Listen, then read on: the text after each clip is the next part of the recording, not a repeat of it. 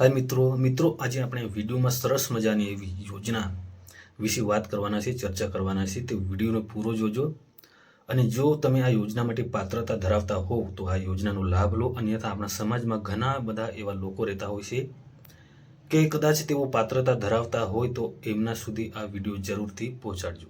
અને જો આ વિડીયો તમને ગમે તો વિડીયોને લાઈક કરજો, શેર કરજો અને પ્રોફાઇલ પેજ, યુટ્યુબ ચેનલને ફોલો અને સબસ્ક્રાઇબ જરૂર કરી લેજો।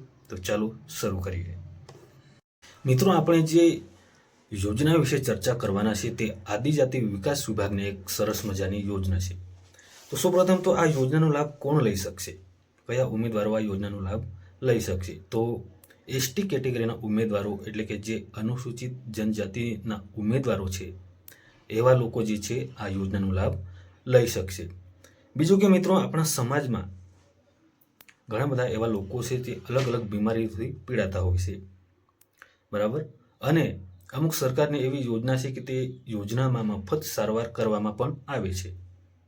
હવે જે લોકો અલગ અલગ બીમારીઓથી પીડાતા હોય છે અને સરકારની મફત સારવારની યોજનાનો લાભ લેતા હોય છે, પરંતુ અમુક બીમારીઓ એવી છે કે ભાઈ, અમુક આ બીમારીઓ એવી છે જેવી કે કેન્સર છે, એડ્સ છે, રક્તપિત્ત, ટીબી, આ બીમારીઓ એવી છે કે સારવાર થયા પછી તરત જ સારી થઈ જતી નથી। તો આદિજાતિ વિકાસ વિભાગ વિચારે છે કે ભાઈ, આવા જે દર્દીઓ છે એમનો આ રોગનો મતલબ કે આ બીમારીઓનું સારવાર થઈ ગયા પછી શું? કેમ કે તરત જ આ બીમારીઓ સારી થઈ જતી નથી, બરાબર? તો આદિજાતિ વિકાસ વિભાગ વિચારે છે કે ભાઈ, આ લોકોનું સારવાર તો થઈ જાય, પરંતુ પછી શું? તો એના માટે આદિજાતિ વિકાસ વિભાગ છે આર્થિક સહાય પૂરી પાડે છે, બરાબર? તો આપણે જોઈ શકીએ કે નીચે અલગ અલગ આ તમને બીમારીઓના નામ લિસ્ટ આપવામાં આવ્યા છે। તેમાં નંબર 1 પર છે કેન્સર। કેન્સરથી પીડાતા દર્દીઓ માટે દર મહિને 1000 રૂપિયાની આર્થિક સહાય।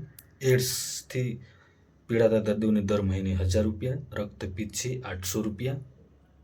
ટીબી છે 500 રૂપિયા અને સિકલ સેલ એનિમિયા છે એ લોકો માટે 500 રૂપિયા।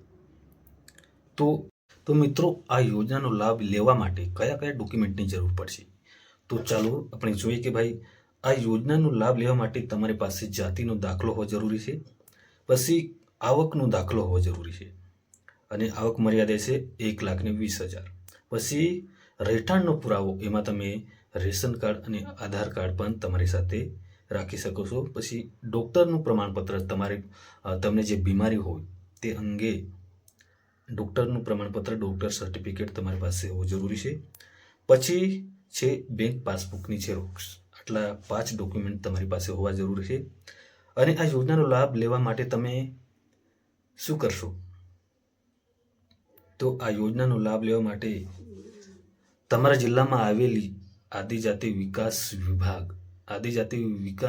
એટલે કે આદિજાતિ વિભાગની જે કચેરી હોય છે ત્યાં તમારે આ યોજનાનો લાભ લેવા માટે સંપર્ક કરવો પડશે, બરાબર?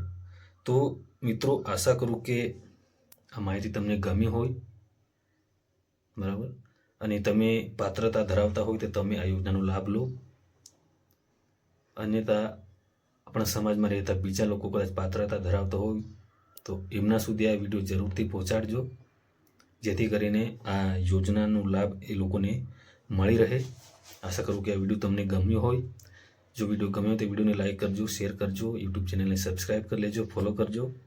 ફરી મળીશું નવી માહિતી સાથે। ત્યાં સુધી બધા મિત્રોને જય હિન્દ, જય ભારત।